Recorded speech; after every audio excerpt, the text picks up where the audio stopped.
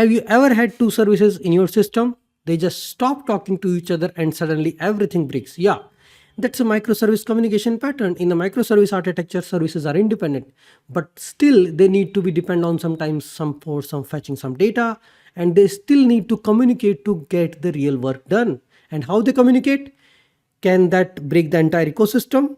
Do the synchronous calls like API simply but risky, or asynchronous messaging more resilient but harder to manage? A bad communication pattern can lead to slow response, cascade failure, and systems that are impossible to debug. But the right pattern, it makes your system scalable, fault tolerant, and a fast, and you are able to troubleshoot and debug things across different services. In this video, I will break down the most important microservice communication patterns which are popular and which are being used in the industry standard. Let's talk about the communication pattern. I hope you might have heard all of them. So what all the communication pattern we see here? HTTP and REST based interface. After SOAP or SOA, this REST is very much popular since 2002. What we do is we define our APIs using REST interface, HTTP get, put, post, delete, patch. We define the resources and we call them through the web app, mobile app.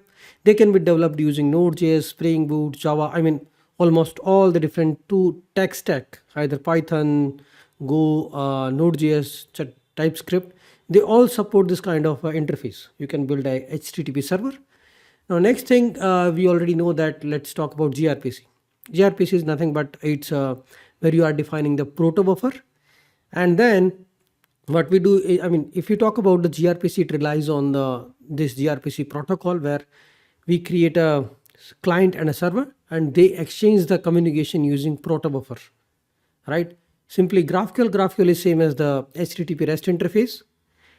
Here we are making the query and mutation and subscription. Instead of just making a simple HTTP get, put, post, delete call, we build a GraphQL server, define the operations. So communication pattern means how client and server communicates, either through a simple HTTP call, that is REST API, either HTTP call, that is a GraphQL, or we can use asynchronous communication like simple Kafka. What in Kafka or RabbitMQ, all these kind of asynchronous mode, what happens is you just send an event. Let's talk about these producers. Like they are being accessed through the API gateway. You receive the event on the order service.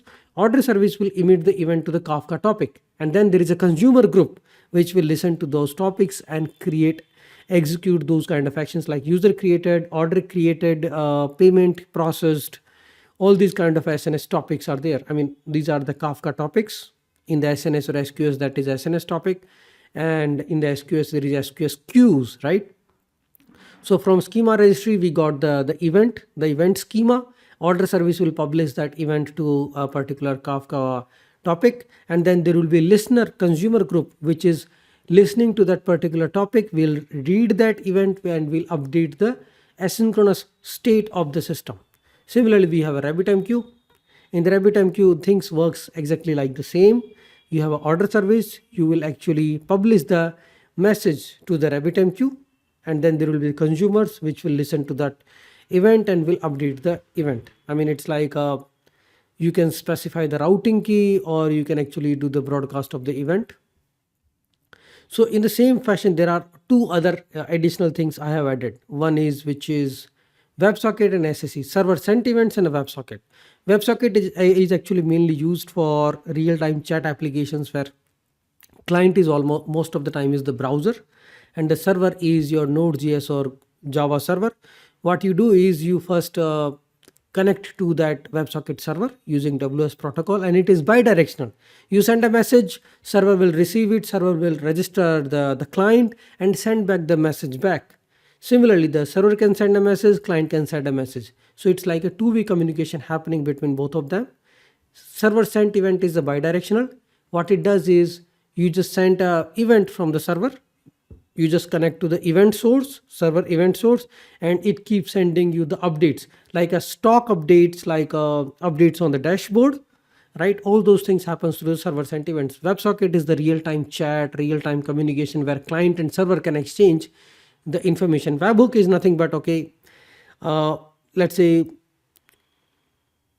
you want webhook events. Let's say you deployed a service, and whenever the application crash or you get error logs, you want to be notified you through the webhook. So you register your service endpoint, and then whenever that thing happens, it sends the payload to your internal service.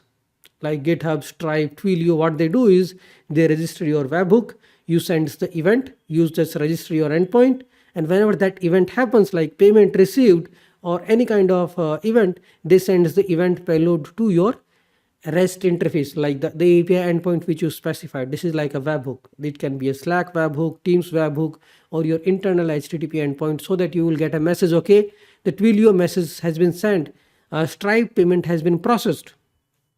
On the similar terms for the asynchronous communication, there is SQS and SNS. SQS, it's like you can also have a main queue and dead letter queue.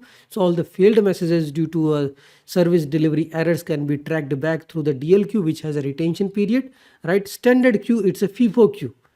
And then there is SNS. SNS is nothing but like these are the topics, SNS topics. Order service can publish a message to a different SNS topic, and those SNS topics can be subscribed by a different instance, different Lambda, different services. Here I'm talking specifically about AWS, because SQS, SNS, Event Bridge are the things for AWS, event-driven asynchronous communication between different services. So we just publish the event to the topic. There are subscribers, can be a Lambda and can be a Node.js service running on a ECS container or on a VM. They subscribe to that SNS topic and then they receive the data. I mean, you need to decide what will be the trigger for that SNS. Similarly, the event bridge, there can be event bus. There you are sending all the events happening in the whole platform. You can record them, and then based on the rule, based on the event schema, what is the user created should go to the user topic. Or I mean, you can define a rule where this event should be forwarded further to which Lambda function, maybe SQS queue, SNS topic, step function, or a Lambda function. So event bus can forward that event, right? So this event bridge, SNS, SQS works in a similar fashion. But overall, there are only two types of communication which we can think of: the synchronous and asynchronous. Synchronous means you make a HTTP interface call, that's it. You are expecting a reply within the HTTP timeout boundary. REST interface, new response, need response, synchronous. Asynchronous, like Kafka, RabbitMQ, SQS, SNS, they don't wait for the response. Their objective is to send you the command, send you the event. Now you deal with the event and process the next logic, updating the state of the system.